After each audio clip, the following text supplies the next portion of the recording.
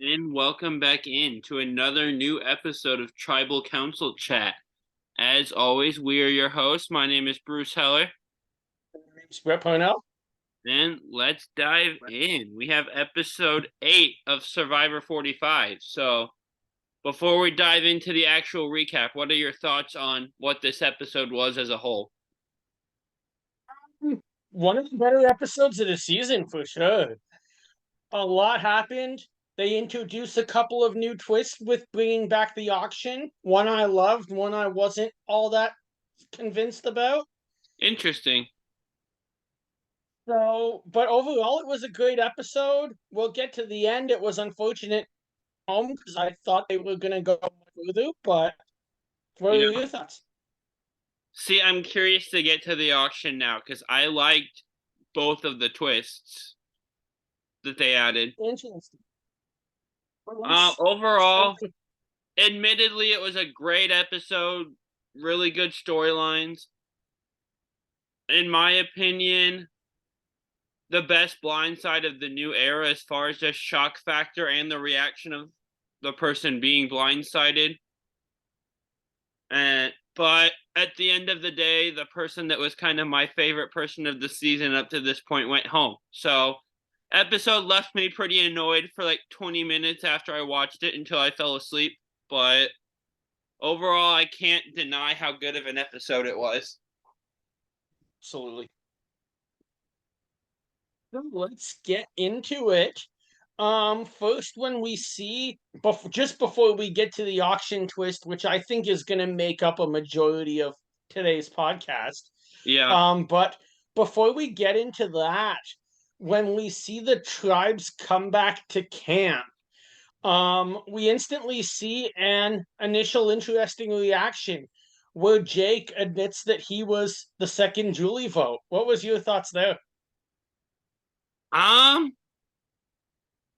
I mean, good for him just to kind of step up and admit it and just kind of deal with the ramifications of it, but he's trying to play it cool and lighthearted and like they're just going to move on. Meanwhile, Julie's in a confessional saying that she'll never trust him or want to work with him again. So I don't think the two of them see eye to eye on how what the situation actually is here. At all? What are your thoughts on kind of the position Jake put himself in here? Um, at this point, I'm getting the sense that those two players that it doesn't look good for, and it's Jake and Bruce. Yeah, which kind of leads me to another. I think Jake can recover though, by the way. I think Bruce is done. He doesn't have a chance of winning. I think Jake can recover, but it doesn't look good, but I don't even know about that because we don't know what Bruce is going to do in the final six, final seven. true. But at the rate he's going and the Yeah. fact that he has the self-awareness of Philip Shepard, I just don't think there's much of a chance that he turns it around. But speaking of Bruce, Drew in the post-tribal scene saying that Bruce got a symbolic victory by having immunity and not going home in the previous episode, and that Drew doesn't even want Bruce to be able to have a symbolic victory is kind of funny. That was.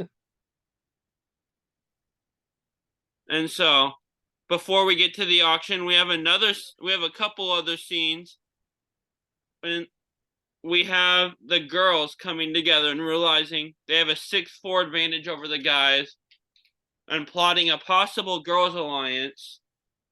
And they're saying the guys are probably realizing this and teaming up as a guys alliance right now. And we cut to what the guys are doing in that moment, and they're talking about tacos, which just was hilarious and felt kind of on brand for this group. But what are your thoughts on this kind of scene here? Interesting. I mean, they have the numbers. This could work very well. Whether it does or not, I'm sure we'll talk about that later, but and even in the episodes to come. But if you have six votes before we get into how many ways, like, what is there now, 1,000,001 ways to lose your vote in this game? So who really knows what's going on? But 6-4 is basic math. That should be obvious, and we've seen some successful alliances come out of it. That in the past. That being said, if you have 6 against 4, every single girl has to be asking themselves that's sitting around that discussion, yeah, but within this 6, who's 1, 2, and 3? Because everybody else doesn't win the game. And Yeah, everybody else doesn't even have a shot to win the game. my thought watching this too is there have been so many times that we see people plotting together and wanting to make a women's alliance happen. And we're on the 45th season of the show now, and really only one. Well, I was going to say only one women's alliance has really ever worked out that well, but One World kind of did it. So, two, Micronesia and One World both have women's alliances that actually worked. Every other time we've seen this discussed, it's failed. And even in this episode, we see it get discussed, and then that same group of girls turns around and votes out a woman. So I really don't see this going anywhere. And I do have written down, then we'll get to the auction. Someone said that, I forget who it was, people are wanting to target Bruce. And my thought was, is this a smart move to want to target him next? Because yes, he kind of inhibits your gameplay because he's stubborn and doesn't want to listen, and he has no self-awareness. But at the same time, look at Redemption Island. Rob took Philip all the way to the end while Philip was annoying everyone, and Rob won the game partially because of who he was sitting next to. That he So most certainly did. sitting next to Bruce at the end could be a winning formula. You just have the hard part is being able to wrangle him and get him to go along with what you want to do. Yeah, At least exactly. at least that was my note at the time. If you ask I I Kellie, don't think it was I don't think it's a smart move. I mean, if I'm anybody in there at this point, I'm leaning towards wanting to take Bruce to the end. By what I said 5 minutes ago, I'm not contradicting myself. I yeah, don't think that Bruce can win. It's just we're not yet at the point of the game that I say this is what the part of the season that really matters on day 26. yeah. Well, and saying he can't win doesn't mean he can't get to the end. Exactly. Russell Hantz. Um. So yeah, the auction is back, and we have the first of the new twists, which is they have to go collect money from little tubes in the woods that they each bring back to their baskets, which means they start out with different amounts of money. What are your thoughts on this twist? First, I loved. I thought it was great to see adding a little bit of a physical challenge into it, to see all the players competing, to see them have different amounts, to see Bruce not give a crap and just taking his sweet time was so Gosh. on brand and amazing to Yeah, watch. Um, I loved it. What do you think? I like this twist. I liked both of the new twists. We'll get to the second one in a second, but yeah, Bruce goes, I'm not gonna run. Slow, tortoise in the hare, slow and steady wins the race. He takes time to put his shoes on, then just kind of saunters through the woods, and then he can't find a cash tube, and doesn't know why he can't find one. And then he finally finds one, while everyone else is finding multiples. And he's wondering why he had so much trouble. It's because you were walking the entire time. But yeah, and coming into the auction, we have, I love this nostalgic montage of auctions past. That was great. And just hearing Probst say the phrase, welcome to the Survivor auction again for the first time in 15 seasons, just made my ears happy. You factor in the shutdown with the pandemic and the writers, or not writers, but editing strike that I think happened right around millennials versus Gen X. And I'm like, we haven't heard this since I was a second year university student 9 years ago. Well, even Well, you said that strike you're guessing happened during Millennials versus Gen X. We haven't even had an auction since Worlds Apart. So at the very least, it's been 15 seasons since we've heard that phrase. And that makes me so happy to hear. And we got drop your buffs, and we are switching tribes. All three of these phrases back this season. And also, he leads it off by saying that they finally did what I've been saying they should do with the auction if they ever brought it back. I've texted it to you numerous times and said on this show, is just keep advantages out of it completely. And he announces that, which is good. And I thought it was great that Probst was so clear on that. Yeah. And then he gets into the second twist, which is I liked it, but it's whoever has the most money left at the end loses their vote. And I know a complaint a lot of people, and probably myself at some point too, have had with the new era is that it fiddles with your ability to vote way too much between the Bewares and Advantage Island and everything else. But I just can't help but think about the last two auctions we saw with Kagion, with Tony and Spencer just holding their money the entire time until the end, waiting for one specific thing. And then Worlds Apart, where like three people did that. So I get why people wouldn't like this twist just because the new era does the lose a vote thing way too much. But this pretty much guarantees you're not going to have people holding out their money the whole time. Here's what I'm going to say about it. And I do agree with you, Bruce, on that standpoint, even though I think I made it pretty clear after I spoke on the first twist that this is the one I didn't like. Yeah. And here's my rationale of why I didn't like it. It wasn't so much the lose your vote, although I do think, I know I read on Twitter from a past player this week that the whole point of the game is about voting people out. So when that's taken away from you, it kind of distorts the whole purpose of Survivor. I Yeah. can see that, but I'm not so much against it. Here's what I didn't like was that big board behind Jeff and how every single player knew how much money every single player had.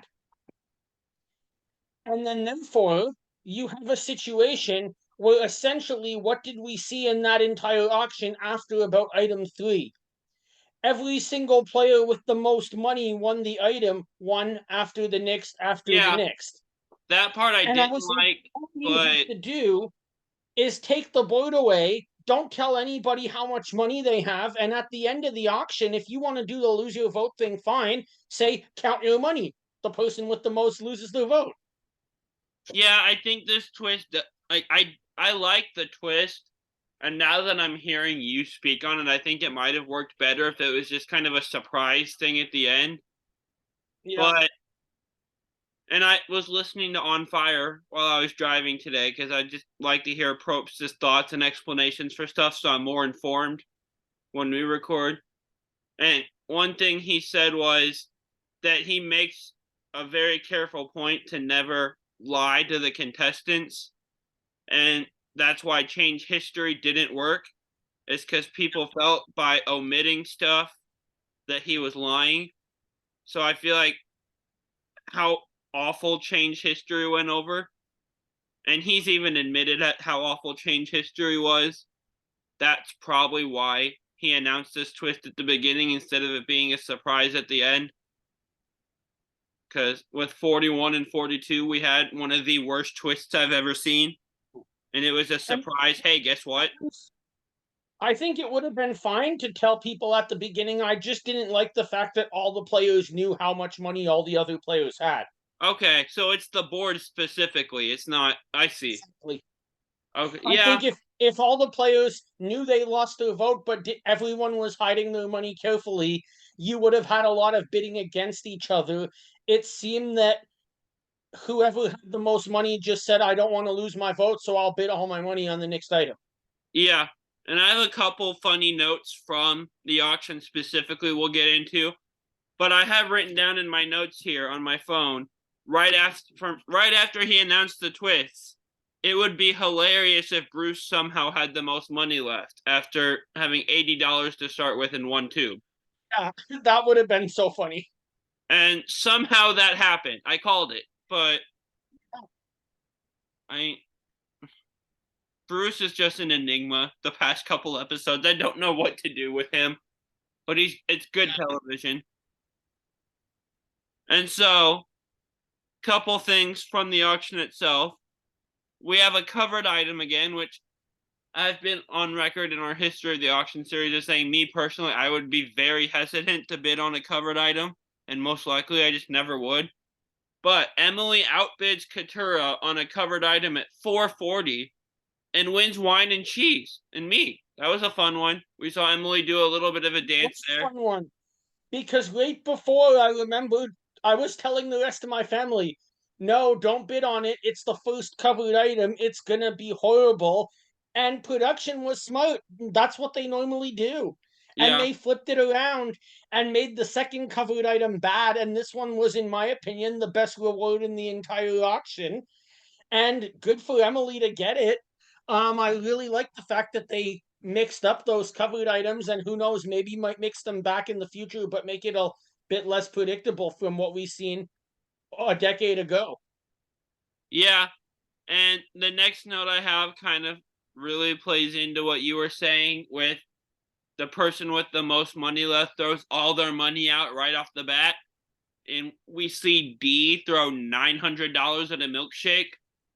Yeah. That was just remarkable words to hear in the same sentence, $900 milkshake. But you know what? If they're going to put, like you said, if they're going to put the board up there, that's what's going to happen.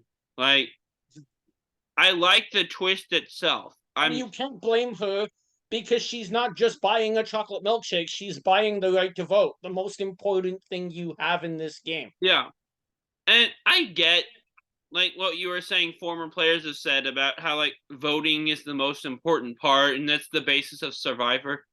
I still like this twist. I think I agree Yeah. with you in the sense that I wish they wouldn't have the giant board there that he's updating.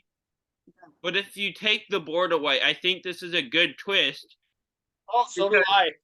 if you don't have this twist, what's going to stop people from being Tony or Spencer or Dan Foley or Mike Holloway or Carolyn Rivera that just Absolutely. hold all their money to the end? That makes for boring auctions. Other That's than why the I fact wrote. that if you say there's no advantages, people will bid on what they want. But Well, true, but there's also the sense just to like, play oh, they're devil's just going to advocate be there. waiting for one specific food item or just Yeah, incentivize them to bid and not hold their money.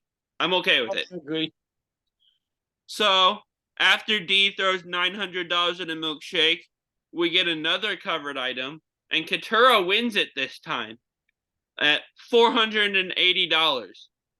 And she's Katura and she's very sketched out about if it's going to be good or not. Probst offers her a chance to switch. She chooses to keep her original one and Definitely gets keep two your item. and gets two giant fish eyes. And I didn't even know there was a fish that had eyes that are as big as these things. Oh, I'm a scuba diver. I've seen a couple of them. And so she just goes back to her seat and leaves it up there, which leads to a hilarious moment of just Austin being peak Austin. He's the same one that ate a sea cucumber a few episodes ago. So if there were a scorpion somewhere out there, he probably would have been like Mike Holloway and eaten that too. But Austin bids $100 on these fish eyes and wins them and takes a giant bite out of one of them that just made one of the weirdest sounds I've ever heard on Survivor. Shout out to the production crew for capturing that sound on their mics and their booms. But Austin with these fish eyes was hilarious because he kept eating them too. It brought me back to like my preseason notes when we just went over all of the bios and the casting videos and cast photos and such. And the words I wrote down next to the name Austin Lee Kuhn was the season stand up comedian, and he's playing that Oh, week after week. I predicted it perfectly. yeah, for sure. And then the next note I have during the auction is chocolate cake that will be bought by one person and shared between three people. And I love that Before we move, this is a Micronesia reference, right? it Like that is. has to be on Yeah. purpose. Okay. Oh, absolutely. Before we move on, though, can I just ask you a question? Since we brought up Austin, I just want to know what if you think I might be onto something here. Yeah, sure. Any chance that Austin is getting a Fabio edit Maybe. and that he could just be this kind of bizarre character who wins the whole thing? I was just about to say earlier too, he's kind of reminding me of Wu and Kagion, that he's just kind of bizarre but really likable. And Wu made it to the end also, so there's good evidence that Austin might be going to the end. Yeah. But this chocolate cake is great. The chocolate cake thing that was these same rules, bought by one, shared between three, happened in Micronesia, and it created one of the most iconic, well-known auction moments of Eric paying Suri to lick her fingers and James laughing at it. Like, they absolutely had Micronesia in mind when they put this cake out there, Oh in my yeah, opinion. And absolutely. it wasn't as funny as watching the Micronesia one, but this was still great to watch. It was. And then Kellie saying she'd love a margarita right now, and Just then they before you bring it go into out. that, I just thought of something. Yeah, When you say a Micronesia reference, and yeah, it totally was. But this is the one auction you don't want somebody to pay you to lick their fingers yeah, true, because you might lose your vote over it. true. But and the funny thing is, and I've heard Prope say this before, is like during challenges or auctions when they bring these food plates out, it is 100% pre-planned. Like when somebody says, like, "Oh, I want a PB&J," or Kelly saying, "Here, I want a margarita," and then it comes out, that's not them like changing their schedule to match what the person said. That's just Kelly said, "I want a margarita," and that happened to be the very next thing, which is just wild. It is. And then that's my last auction note, other than me calling it and Bruce somehow ending up with the most money left, even though he's the only one that had double digit amounts of money and not triple digits. But do you have any other auction notes before we move on? No, that was great discussion. But that's about it. I agree. That was just written in the stars when the whole twist started that Bruce was going to be the one to suffer the consequences of not spending his money because he literally didn't have anything he could bid on with the money he had. True, but that's what you get for not basically not trying to get money. Yeah, exactly. And so we come back from the challenge, and the first note I have here is that Emily is telling Drew about the newly brewing all girls alliance. That was interesting. Yeah, I don't know what to make of that. I think what I make of it is just that although those six girls and the math makes sense, that Emily really hasn't been working closely with any of the other girls this season. Her No. main ally was Caleb, who's now gone home, and that she probably thinks if there's a six-way girls alliance, hi, I'm the six. Yeah, and it also kind of answers the question that we had, at least I had, when we saw Caleb go home, because pretty much from the second episode forward, it was Emily and Caleb like this. And so when Caleb went home, my question was, what is Emily's pivot? Who's she gonna go to? She can't fly through this on her own. And it seems like her and Drew are getting pretty close. So good job And on it's Emily. interesting because Kind of it opens up an alternative option for Drew besides his main alliance that he's had all game. yeah. And also, Casey, sorry, my dog just jumped up on the couch and licked my ear while I was talking. We My can mom's see. gonna my mom's gonna laugh when she watches slash listens to this. But oh, that's sorry, I forgot where I was for a second. But in episode 1, if it weren't for someone quitting, Emily would have been gone. That's what seems to be the consensus opinion. That's what players have said. Who would have thought after the premiere that she'd be the last Lulu standing? That's wild. We've seen that a few times that players get a lucky break and go very deep in the game.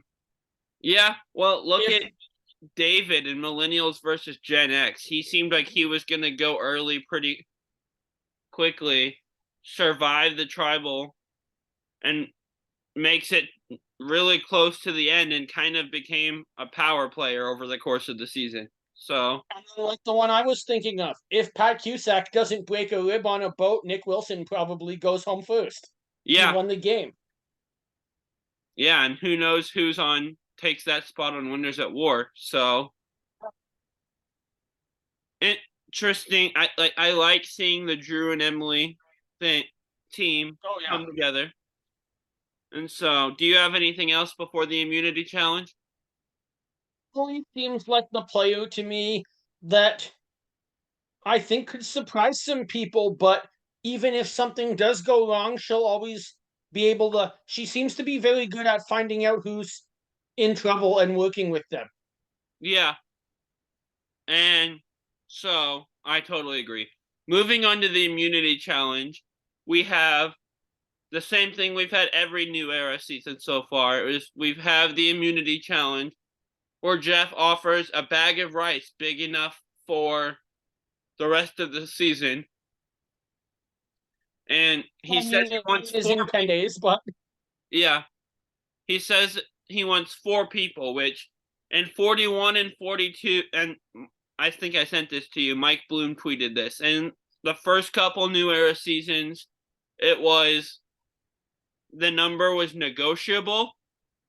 The past couple seasons, it's been a really hard 4. And then there's this season where the players are kind of slow to see who wants to take forward. a level. So Jeff just takes a knife and stabs the bag of rice so rice starts spilling out. And the longer they take to organize, the more rice they lose. This is a really funny twist. Oh, it was. That was just great television. For a second, it was just kind of like might have jumped off my seat half an inch because I'm like, holy crap, did Jeff pull out a knife on the castaways? Yeah. I mean, that poor bag of rice. Yeah. But they end up getting the 4 people. I assume they still got a decent amount of rice. That they stepped forward pretty quickly when the rice started spilling, so I assume they still have enough for the rest of the season. I guess that'll Yeah. depend on how they ration it, but and then They should be good. winning, I believe, his first individual immunity of the season. We have Bruce winning immunity, which I mean, he would have been dead in the water going home if he didn't. And Ask you though, just before we go into that, because I'll probably make this a discussion post this week. What would you do in that sort of challenge? um see, I've always thought my game would be very social and based around building relationships with people and building trust. So I probably would have been someone that volunteered to sit out to get rice for the greater good Makes and sense. tried to use that to make myself look good. And I mean, not been Angelina and like mentioned it 1,000 times to the point where it looks like you only did it so that you could bring it up. And like, I like Angelina, but she brought that up way too many times. But try to use that to make myself look good. Sit out for the rice. What about you? I think I'm more along the lines of like what Penu said in Philippines, and that it's only X amount of days. It was 39, it's now 26. You don't, and I know other players have said this too. I know Michelle said that there was no food in Korong. Do you really need food? Or you get a once in a lifetime experience? You're here to play. Yeah, I think it would depend on what. where I feel like I'm at in the game. If I feel like, and what the challenge is too. If it's a challenge I think I'm not going to be very good at, I'm absolutely going to try to gain social standing. If it's one I think I'd be really good at, I'll play. So we But talked about Boost, like you said, needing the win, and he gets it. And that was impressive. Not only because, yes, you're right, it keeps him around in the game. He was a dead player walking, but it does one other thing, and that's that it keeps Bruce's immunity idol for another week.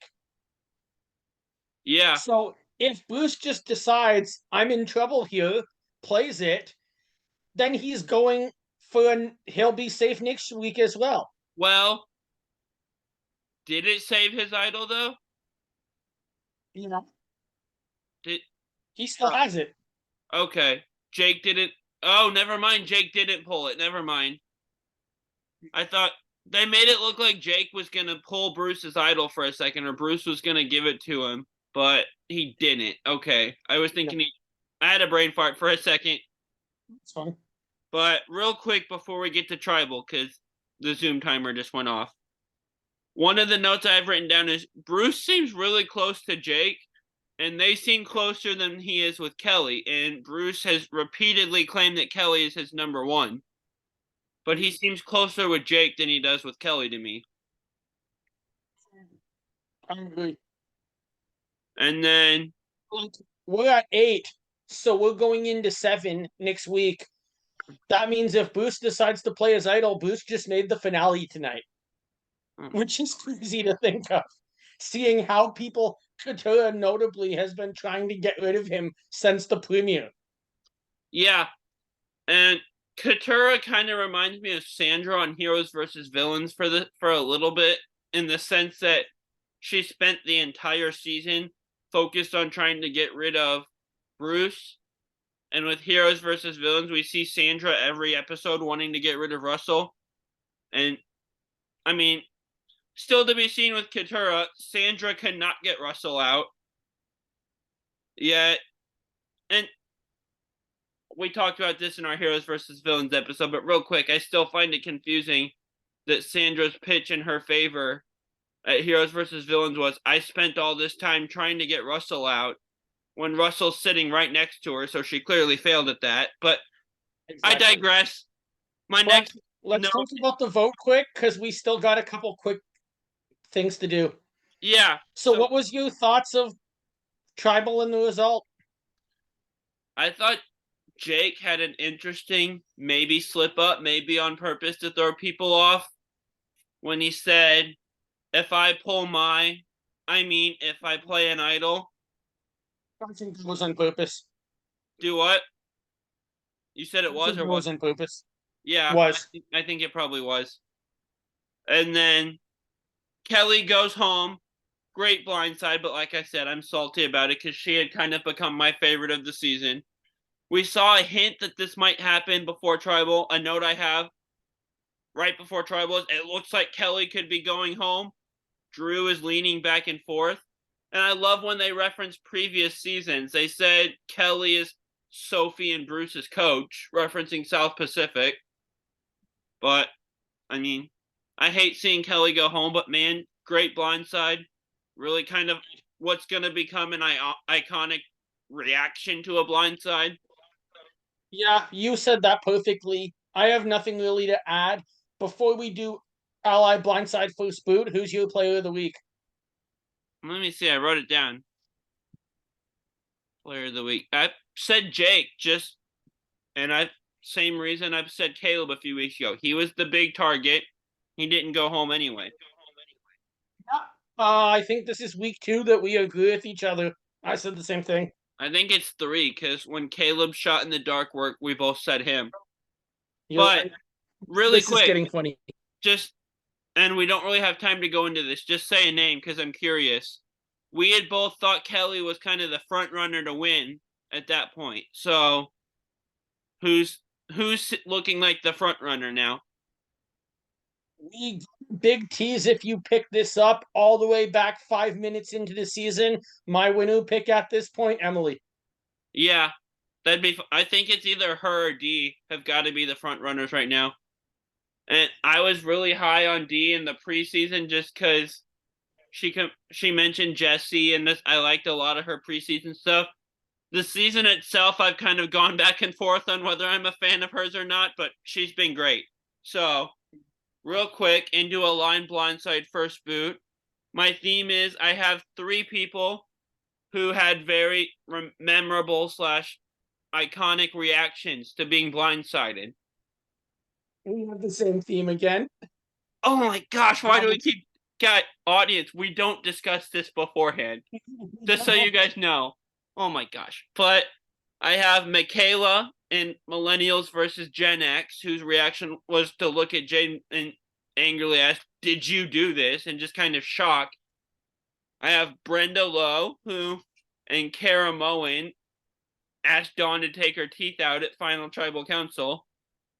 And I have Kellie, and I don't not sure how to pronounce her last name. I don't want to mix it up, but Kellie from season 45, who literally just like was shocked and stood up and said, "What the hell, guys?" We'll give our reasons because of time online, but I'm gonna say ally with Kellie, blindside Brenda, and first boot Michaela. Um, good thing is we have the same theme. I don't have any of the same players, so Yeah. that's always nice. Um, I'm gonna give you on the same theme John Morrison, Mayor of Slamtown from David versus Goliath. Oh gosh. Jessica Lewis from Millennials versus Gen X on the rock draw, Oh yeah, and that one Pascal hurt. English from all the way back in Marquesas, the first ever Purple Rock. Yeah, Jessica's hurt. Her reaction hurt watching. Kellie's kind of felt that way. Yeah, Jessica Lewis even got the game has spoken instead of the tribe has spoken. Pretty sure that's the only time that's happened. But okay, I think I'm gonna align with John Morrison. I can't blindside Jessica again after that reaction, so I'll first boot her and blindside Pascal because he seems pretty chill. He won't be bitter with me on the jury. good picks. I guess I can go into my descriptions then, just because we still have 90 seconds. Oh, I I thought it forgot would I take me, wasn't supposed to do that. but no, that's okay. You just did them, so Yeah, I forgot I wasn't supposed to. it's fine. So I'm gonna just say I think Kellie would be the easiest to work with and probably the most easygoing of these three. Brenda, I think, would be an interesting juror, as we've certainly seen in the past. And Michaela, I just see as both on Survivor and on the challenge as uber competitive and maybe a little combative with other people that she's playing with. Yeah, I would agree with that. Her and Sandra were a great duo on Game Changers, though. Well, this has been a really fun episode. A really fun episode of Survivor to watch, as much as the result annoys me greatly. And I wish it had been. I love Jake, but I wish he would have gone over Kellie. But great episode. This was fun. We will see you guys next week. Subscribe on YouTube, follow on Facebook, follow on Instagram. Have a great week, guys. Bye. On YouTube.